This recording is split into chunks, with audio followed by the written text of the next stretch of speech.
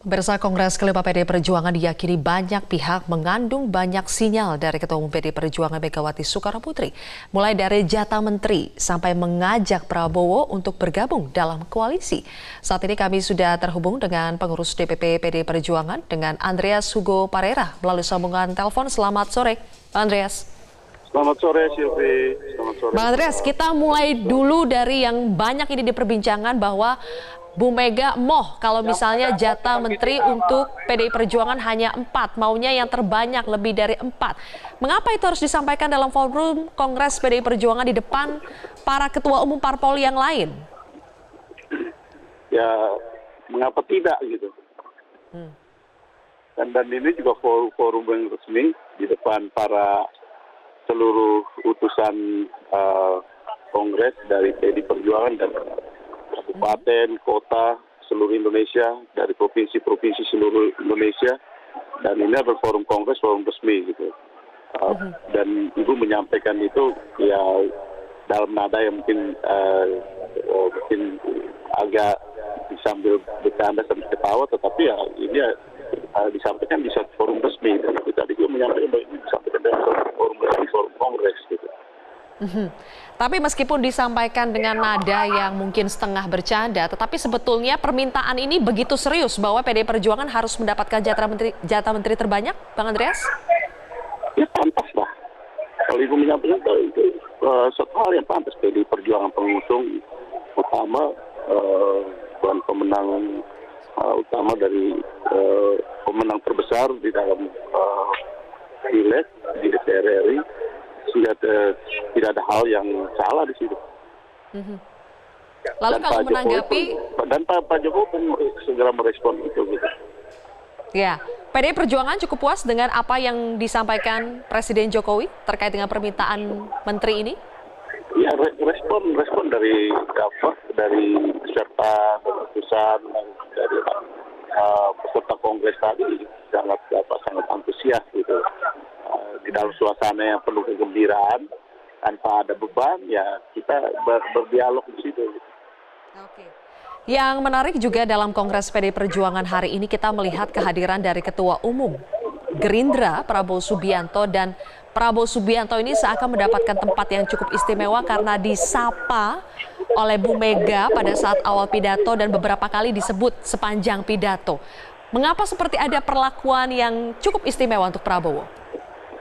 Saya kira kita semua tahu lah bagaimana situasi dari perjalanan politik dalam tahun terakhir ini, hampir 2 tahun yang cukup panas dengan pilpres dan berbagai macam isu yang ada di sekitar pilpres tersebut gitu.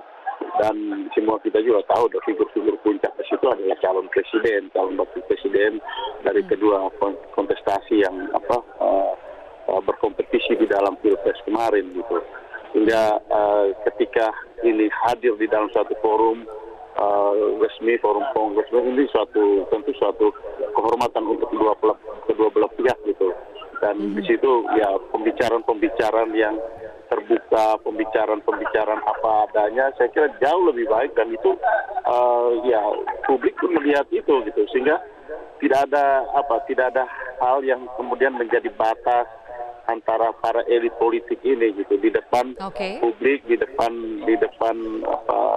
ya di sini audiens PDI Perjuangan. Tapi saya kira publik Indonesia pun bisa melihat bagaimana hubungan antar elit kita yang ya sebelumnya dilihat bahwa ini berkompetisi secara cukup keras, tetapi kemudian kita bisa berbicara, berdialog ya secara lateral, secara bersama, dan ini suatu hal yang baik. Dan Pak Prabowo pun tadi, dan kalau saya perhatikan, kebetulan saya duduk samping sebelah kiri dan saya perhatikan ekspresi beliau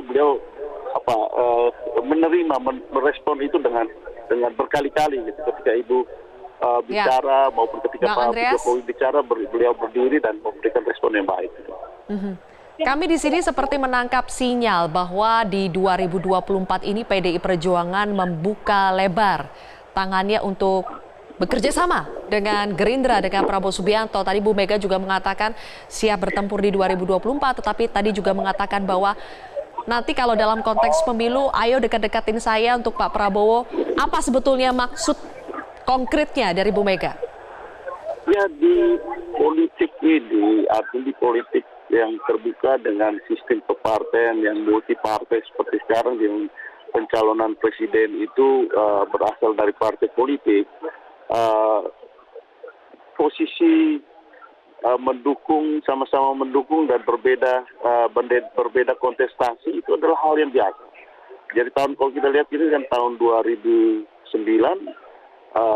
Ibu bersama dengan Pak Prabowo. Kemudian setelah itu ya berbeda di dalam kontestasi pilpres. Itu kan tidak mungkin pada masa yang akan datang kembali bersama-sama gitu. Ya karena hal-hal seperti itu sangat terbuka dan sangat mungkin. Ya, Anda mungkin menilainya biasa, tetapi banyak juga yang mengatakan ini seperti sinyal yang tidak biasa karena disampaikan dalam forum Kongres PD Perjuangan di depan ketua umum partai politik yang selama ini sudah berkoalisi dengan untuk mengusung Jokowi dan Maruf Amin. Mengapa seperti sinyal itu sudah digadang-gadang sejak sekarang? Ya kan tadi kan kalau kita lihat bahwa ya kita siap bertarung, tapi kita juga siap bersama-sama gitu. Jadi kemungkinan itu masih sangat terbuka gitu. Karena waktunya juga masih cukup panjang, masih 5 tahun ke depan, dan semua kemungkinan masih bisa terjadi. Gitu. Oke, bagaimana dengan kemungkinan koalisi di masa pemerintahan yang sekarang 5 tahun ini? Apakah PDI Perjuangan juga ingin atau terbuka untuk mengajak Gerindra? Ya kalau tadi tidak ada pembicaraan yang mengajukan artinya ketika menyinggung Ibu justru menyinggung soal kesiapan PDI Perjuangan untuk menjadi partai yang berada di luar pemerintahan. Dengan contoh ketika PDI Perjuangan di dalam masa pemerintahan Pak SBY bahkan ditawarkan, tapi PDI Perjuangan lebih memilih untuk berada di luar pemerintahan menjadi partai pengimbang ketika itu. Dan itu pun suatu kehormatan dan dari pengalaman PDI Perjuangan itu memberikan banyak pelajaran dan reward politik yang kita tahu bahwa hasilnya ya PDI Perjuangan kembali memenangkan Pilpres maupun Pileg di 2014. Artinya masa jeda 10 tahun itu tidak membuat PDI Perjuangan menjadi tenggelam, tapi bahkan justru bangkit dengan kemenangan. Nah ini adalah satu contoh kasus di mana ya Ibu menyampaikan itu bahwa berada di dalam atau berada di luar itu mempunyai nilai politik yang ya sama tingginya sebagaimana atau sama tingginya dalam arti bahwa bagaimana kita mengartikan itu di dalam sikap politik kita, dan itu yang akan dilihat oleh rakyat. Andreas, tetapi apakah contoh kasus itu sengaja dipaparkan Bu Mega supaya Gerindra pada masa pemerintahan ini berada di luar koalisi saja, menjadi oposisi seperti waktu itu PDI Perjuangan di masa SBY? Saya kira itu interpretasi seperti itu bisa saja terjadi, tidak bisa saja dilakukan. Tetapi apa yang Ibu Mega sampaikan itu adalah nilai. Soal nilai bagaimana sikap seseorang atau sikap suatu partai politik di dalam melihat ya memandang kemenangan maupun kekalahan dan bagaimana positioning di dalam pemerintahan.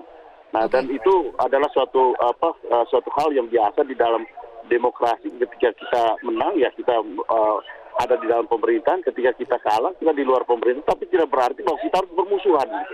Baik, oke, terima kasih Bang Andreas. Hugo Parera telah bergabung bersama kami di Metro hari ini.